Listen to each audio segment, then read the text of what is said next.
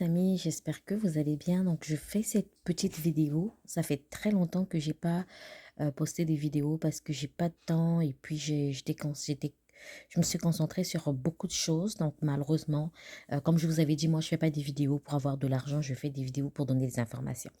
Donc, aujourd'hui, si je fais cette vidéo, c'est parce que j'ai aidé beaucoup d'étudiants ici qui avaient de la difficulté compte tenu des mises à jour. Je sais pas si vous avez eu euh, l'information, mais il y a eu des mises à jour concernant le CAQ au Canada. Il y a eu beaucoup de mises à jour concernant les étudiants étrangers.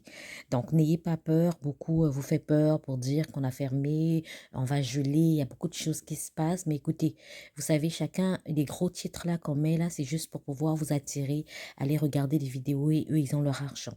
Alors moi, je ne donne pas l'information pour que les gens, pour que je sois monétisée. Ma page n'est pas monétisée ou mon compte, je ne fais pas la publicité d'une école ou quoi que ce soit, mais je donne vraiment l'information pour aider des étudiants parce que j'ai des frères, j'ai des sœurs également qui ont fait ces démarches-là. Donc aujourd'hui, on va plus parler du CAQ, qui est le certificat d'acceptation du Québec. Donc entre-temps, si vous êtes informé, il y a eu une mise à jour qui a été faite pour les étudiants. On avait dit qu'ils devraient avoir une lettre quelconque de la province qu'ils choisissaient pour pouvoir être acceptés en dehors du CAQ. Et là, vous voyez, c'est écrit ici précision sur les lettres d'attestation. Donc depuis le 13 février 2024, le MIFI émet une lettre d'acceptation de délivrance de certificat d'acceptation du Québec pour études actualisées. Cette lettre permet aux personnes candidates de présenter leur demande de permis d'études. Donc, cette lettre-là qui vous permet de faire la demande d'études. Si vous n'avez pas cette lettre-là, même si vous avez le CAQ, vous pouvez faire la demande de permis d'études. Selon les instructions du gouvernement fédéral annoncées, ça a été annoncé le 22 janvier 2024. Aucune démarche particulière de la part de la candidate ou du candidat et de l'établissement d'enseignement n'est requise à ce stade-ci.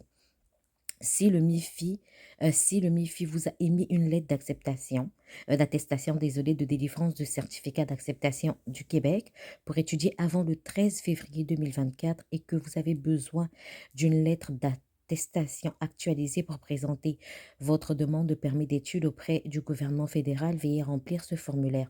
Donc, je mettrai également le lien du site en bas de la vidéo pour que vous ayez accès. Ensuite, sélectionnez, on vous dit en fait les étapes à suivre.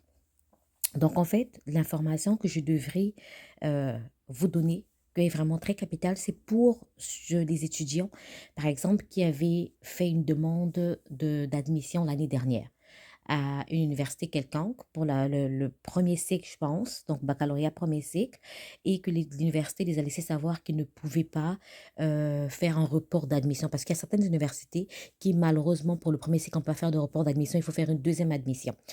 Je prends l'exemple pour que les gens puissent comprendre de quoi je parle. Tu as eu ton admission en 2023, on est en 2024. Tu as eu ton CAQ en 2023 et tu as fait la demande de permis d'études. Pour quelconque raison, ta demande a été retardée ou encore tes examens médicaux, on t'a demandé de faire plus d'examens ou encore que tu devais suivre un traitement parce qu'on a détecté une certaine maladie qu'il faudrait que tu te traites avant que le gouvernement puisse te donner le visa ou pas. En ce moment-là, ce que tu dois faire, c'est que tu devrais refaire une demande d'admission pour cette année. Donc, pour la session d'automne, si tu avais la session d'automne dernier, c'était cette année, mais certaines universités, c'est déjà fermé, d'autres, c'était le 1er avril, le dernier délai qu'il fallait présenter sa demande. Et pour l'hiver et autres, c'est ouvert, je pense. Donc, là n'est pas l'information que je vais donner, mais c'est juste un exemple que je prenais. Et par exemple, ton CAQ de l'année dernière n'est plus valide. Parce que quand tu fais, le CAQ est valide pour une session. Si tu avais reporté la session, oui. Mais si l'école ne peut pas reporter la session et que tu as fait une nouvelle demande d'admission, tu as eu une nouvelle admission, il faut faire une nouvelle demande de CAQ. Et quand tu vas aller dans ton compte, tu n'as pas besoin de recréer un nouveau compte sur Arima. Tu vas présenter une demande sur le site de MIFI, ici. Donc, je mettrai le lien.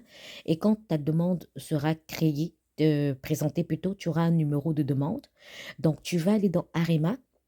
Et dans Arima, tu vas pas aller donc créer une nouvelle demande, tu vas aller directement peser sur payer. Et quand tu vas peser sur payer, il va te demander le numéro de la demande. Donc, tu vas prendre le numéro de la nouvelle demande que tu avais présentée sur le MIFI que tu vas entrer. Par la suite, Quand tu vas entrer, il va te dire de payer, il faut une carte de crédit, par exemple. Si toi, tu ne sais pas toi qui paye, c'est une de tes, un membre, une connaissance, un membre de ta famille, par exemple, qui est au Canada, qui va payer, ben, la personne va te donner sa carte, vous allez payer des frais. Quand tu vas payer les frais, c'est pas aussitôt que le formulaire d'instruction sera généré. Il faut patienter, ça peut être à l'instant, tout comme ça va prendre quelques minutes. Il y aura un formulaire d'instruction qui sera généré pour te permettre de téléverser les documents dont eux, ils ont besoin pour traiter ta demande. Donc, quand tu vas les revérifier, tu verras que le formulaire d'instruction sera généré par la suite. Ça peut prendre 24 à 48 heures, le temps que un dossier, ben, qui crée ton dossier, donc où ils ouvrent ton dossier pour que tu puisses déposer les documents. Donc, tu prépares tes documents quand ils vont ouvrir ta page pour que tu déposes les documents. Tu vas aller déposer les documents qu'ils t'ont demandé. C'est obligatoire. Donc, en ce moment-là, tu vas patienter. Ben, eux, ils vont traiter ton CAQ. Par la suite, quand ton CAQ sera validé, ils vont te donner comme le premier CAQ et tu pourras aller dans le site du gouvernement. Donc là où il y a ta demande qui est en traitement, qui est en attente des résultats et autres, tu vas aller de mettre à jour, soit par le formulaire web, les informer que tu as eu une nouvelle admission et un nouveau CAQ. En fait, le problème, c'est quoi? C'est que si tu ne fais pas ça, eux, ils vont voir que ton admission a expiré et que tu ne viendras pas au Canada pour venir étudier. Ben, il y a des fortes chances qu'on te refuse le visa parce qu'ils vont dire qu'il n'y a rien qui prouve que tu viendras étudier au Canada. Tu vois, donc au moins, l'admission, ça prouve que tu as fait une nouvelle admission, que tu as eu une nouvelle admission et que tu viens réellement étudier au Canada. Donc voilà un peu les démarches à suivre pour les étudiants. Si vous avez des questions, comme je dis, malheureusement, j'ai du mal à répondre aux questions parce que moi, quand je fais des vidéos, je vous ai dit que je suis pas comme, oh non, c'est un temps plein, on me paye par YouTube pour faire des vidéos. Non, c'est vraiment juste pour vous donner des informations que je fais ces vidéos-là. Donc, si j'ai le temps, je vais vous répondre. Si j'ai pas le temps, je vais vous répondre quand j'aurai le temps, malheureusement. Comme je dis, je ne tolère pas le manque de respect parce que je ne vous manque pas de respect. Je ne demande jamais de l'argent à quelqu'un pour faire ces vidéos-là. Je ne vous demande pas de me payer pour vous donner l'information. Donc, je désire que vos commentaires soient des commentaires respectueux. Je vous remercie pour l'attention portée à cette vidéo. S'il y a quelque chose que vous n'avez pas compris, ben juste m'écrire. Je vais peut-être vous aider.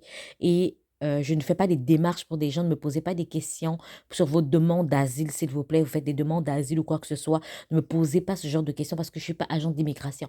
Je n'ai pas la certification ou je ne sais pas moi, quelque chose qui m'autorise d'aider les gens. Je fais pas des, je n'ai pas de cabinet d'immigration. Donc, pour toute information concernant l'immigration, comme je dis, moi, je vous donne l'information que je retrouve sur le site officiel du gouvernement.